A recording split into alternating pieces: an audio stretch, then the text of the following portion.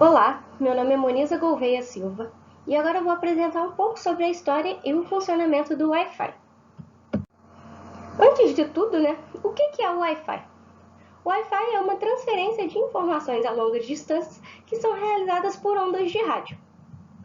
Antes de começar propriamente a história do Wi-Fi, vale a pena ressaltar a importância que a atriz e inventora popular de Hollywood chamada Hedy Lamarr teve sobre tudo isso. Na década de 40, ela sugeriu uma maneira de evitar que os sinais de rádios fossem adulterados. Lembrando que o mundo estava em guerra e que os torpedos dos submarinos de guerra eles eram controlados por frequências de rádio. Então, com isso, a atriz e o músico George Antheil eles desenvolveram um aparelho de interferência que eram capazes de trocar de uma frequência para outra e assim diminuir as chances dos torpedos sofrerem interferências externas.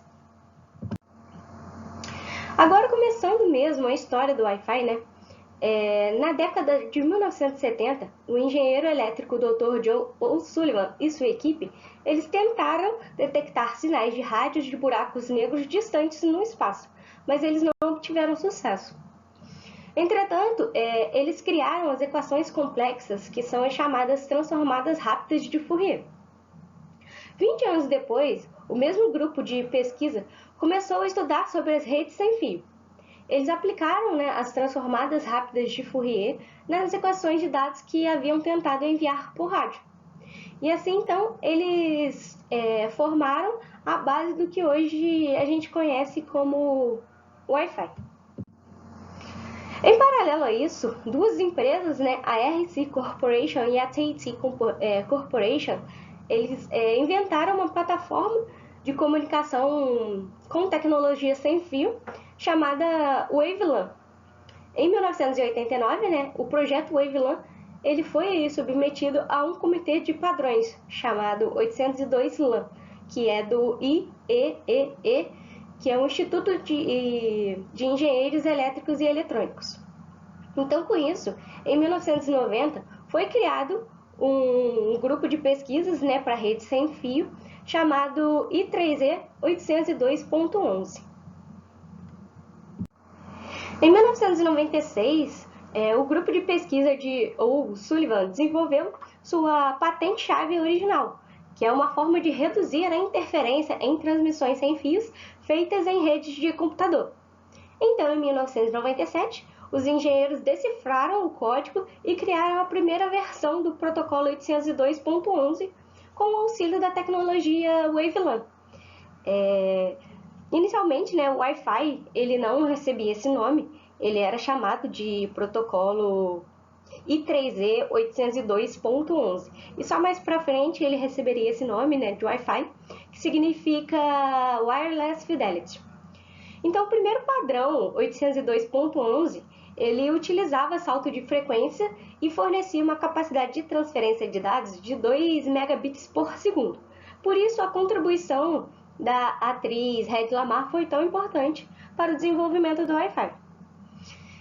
Desse modo, então, surgiu a base de rede Wi-Fi e, a partir disso, o protocolo 802.11 só foi se desenvolvendo a fim de diminuir as interferências de sinal e aumentar cada vez mais a velocidade. Falando agora sobre o funcionamento do Wi-Fi, como eu havia dito antes, o Wi-Fi é uma transferência de informações a longas distâncias que são realizadas por ondas de rádio. Essas informações elas são transmitidas dos roteadores Wi-Fi, que é a fonte do sinal, até os aparelhos eletrônicos, que são os receptores do sinal. Os roteadores eles utilizam frequência de 2,4 ou 5 GHz por segundo. Por isso, essas informações elas são transmitidas tão rapidamente de um aparelho para outro. Quando você liga o seu telefone ou computador e acessa a internet através do Wi-Fi, todas as informações elas são divididas em códigos binários. Esses códigos binários eles são transformados em frequências de onda e eles podem ser transferidos entre diferentes roteadores. E assim as informações elas são passadas de pessoas para pessoas. então, será que esses sinais eles oferecem riscos à saúde? E a resposta é não. Os sinais de Wi-Fi eles não são prejudiciais à saúde, pois esses sinais eles funcionam com voltagens muito baixas e os comprimentos de onda de rádio, né, não são ionizantes, assim como os sinais de TV e rádio. Alguns fatores eles podem bloquear e influenciar nos sinais, como por exemplo a distância, que quanto mais longe estiver da fonte do roteador, né, menos energia o aparelho eletrônico receberá e com isso o sinal ele será mais lento, né, a conexão com a rede será mais lenta. Além disso, objetos que conduzem eletricidade podem bloquear os sinais, como por exemplo os metais, os espelhos, a água e até mesmo nós seres humanos, né? Já que o nosso corpo ele é composto por mais de 70% de água.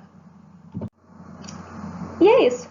Essas foram as referências, né, que eu utilizei para montar essa breve apresentação sobre a história e o funcionamento de Wi-Fi. Essa apresentação ela foi gravada para a disciplina de Física 4. Obrigada.